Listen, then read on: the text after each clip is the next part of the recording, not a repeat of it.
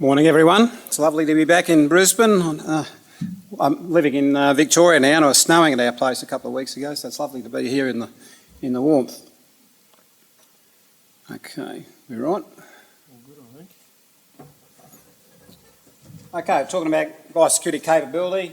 Back in 2015 we ran a biosecurity capability review with Renata and Tom, and I was sort of looked a lot younger back in those days, but that review was quite extensive and it was a big report, huge report in fact, and if anyone had the stamina to get to the back of the report, to actually read through the whole thing, you would notice there was we'd actually developed a specific capability assessment tool for the purpose, because biosecurity is a very complicated and complex business, so we tried to break it down into its component parts. And what we've done, and so we ran that capability assessment as part of that process, and then I was asked recently to come back and repeat the process a couple of weeks ago just to see how we compare between then and now.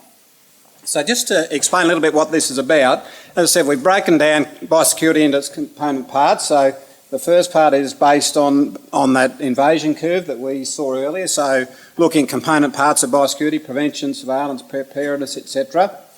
And then we also look at what are some of the underlying systems that biosecurity requires to be able to do those other activities. So within each of those areas, we also have a number of outcome statements. So if we just take system support and oversight, there's a number of outcome statements that we have there, and we examine each of those in detail to see how we're going. And there's a total of 39 of those outcome statements across the whole assessment tool. And so for each one of those outcome statements, we then break it down. We have a number of indicators that in a workshop situation, we can go through the indicators just to sort of discuss each of those things and how we're going in that area. And then we can provide a score from 1 to 4. And we also provide comments and discussion about how we're doing and where should we be going. I'm still writing a report for this one, for the latest one, but I'm just going to briefly show now is some of the results. So the process we used this time was facilitated discussion with 5 different groups from Biosecurity Queensland. So animal plant, basic plants and animals, business services, and the reefer and emergency operations group. And then I summarise all the discussions and assign the scores. What I'm going to show you now is basically a summary of that in terms of a scorecard. That's the whole scorecard, and I'll explain those dots in a minute. So we haven't got a lot of time, so I'll just quickly go through and hit some of the highlights. So we look at the first area, which is strategic planning, policy development, etc. Now what those dots mean is that the red dot is where the group scored themselves back in 2015, and the green and the blue dots are where they scored themselves now. A green dot basically means that we're not going too bad. A blue dot is where we sort of think we've really got more to do. So in that area, the other thing is that those dots are where they are on that scale is just an average of those 5 groups I talked about, and mostly they were reasonably consistent, but there'll be a few where I'll highlight where there were some differences between the groups. So generally speaking, if we look at this one, between 2015 and now, there's been generally sort of continuous improvement. Things are not going too bad. The group has put a lot of effort into the recommendations out of the capability review, and there's been a lot of improvement going on. Just in this one, the only one I'll point out is the intelligence area, and the interesting one there is that if you break that intelligence one down into the different groups, there's 4 the group scores there. It was quite variable across the groups, and that reflects some different emphasis that's been put in by the different business areas of Biosecurity Queensland, and how much time and effort they've got to put into that. But I suppose the general comment there would be we've got a lot of data in the organisation. The organisation now collecting a huge amount of data. It's put in a huge investment into information systems, but we're not doing a whole lot about analysing that data and turning it into information. So that's the area that needs a fair bit of improvement. So we move on. The next area is system support and oversight. There's a few things to point out on this one. Firstly, where I've got those arrows pointing to the right, in information systems and legislation, the organisations put a huge amount of effort into the new Biosecurity Act in particular, huge amount of effort and investment into information systems. And the reason I've put an arrow there is it's sort of like it's a big improvement, but still with a bullet, because there's a lot more improvement to go on. So, for example, with the legislation, with the Biosecurity Act, it's doing well. They've reviewed the Biosecurity Act. It does everything we need to do, but the organisation and industry is still learning how to use it properly. And so there's a lot more effort required there. Similarly, with the new information systems, the new BORA system, it's a great system based on the Victorian system, but developed further. But the organisation is still learning how to use it properly, and there's probably still some further investment to really make it sing.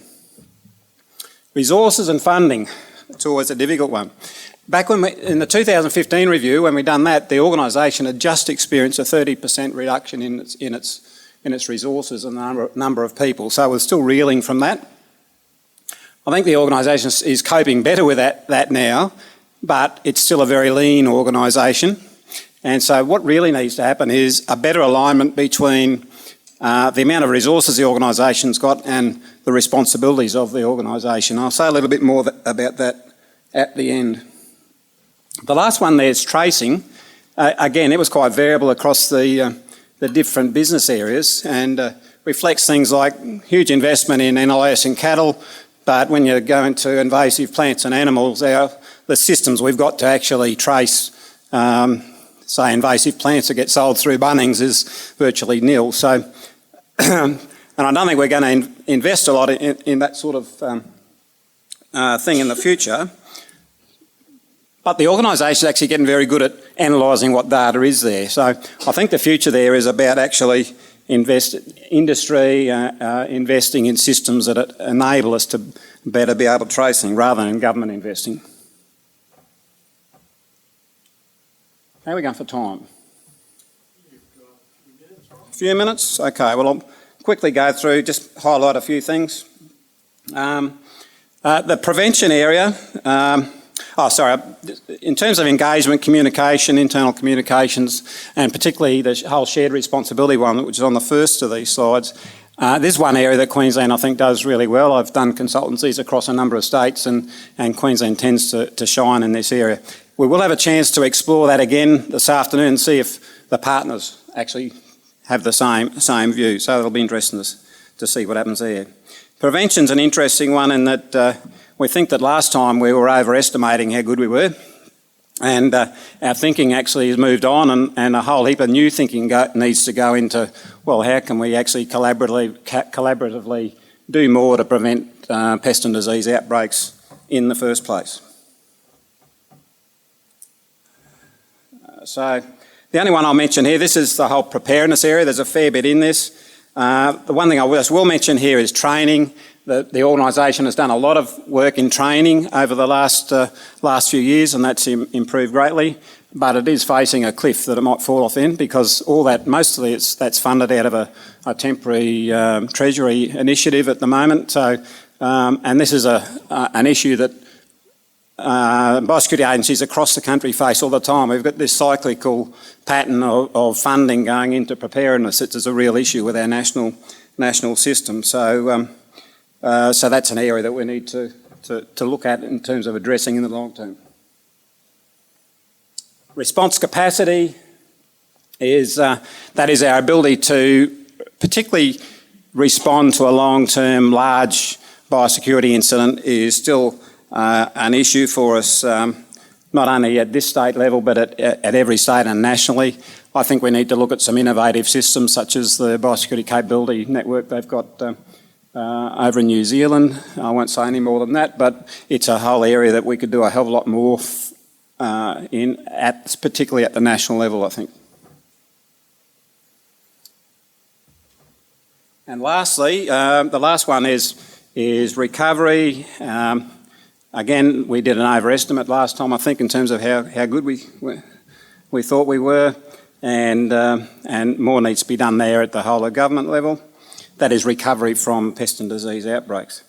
In terms of the ongoing management of endemic pests and diseases, there has been a lot of work going into that area over the last few years, and I think industry and government together are better coming to grips with how to together manage that area. So I think that's an area that we'll continue to need to work on. For example, in the cattle tick area, Alison, but I think we're getting better at it. So just to finish up, just a summary. Very quickly, it did show there was evidence of obvious continuous improvement across most areas where it was evident. There's seen big gains in terms of legislation and information systems. Resources still are an issue, including response capacity, and that's an area that we'll need to continually think about. And particularly when Malcolm mentioned the Biosecurity Symposium in the Gold Coast, the theme that was discussed on the last day was this whole issue of sustainable funding for biosecurity, and I think that's a critical issue for biosecurity nationally. And if anyone's interested, my colleague and I, Hugh Miller, have just recently written our own little discussion paper on this, prompted by that symposium. So if anyone's interested, just see me and I can send you a copy as an email. Many thanks.